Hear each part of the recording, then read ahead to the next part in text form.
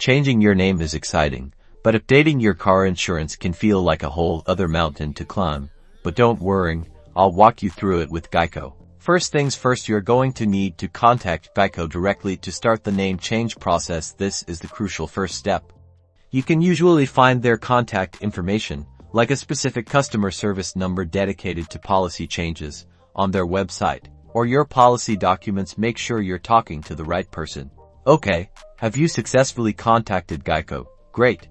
Now, be prepared to provide some documentation. They'll likely ask for proof of your name change, such as a marriage certificate, a court order, or a copy of your updated driver's license. Ensure you've got this readily available to make the process smoother. Next, listen carefully as Geico clarifies the steps they need you to take. They will walk you through the process based on your specific situation. This might include completing a form, providing specific details about your policy, or even signing some updated documentation.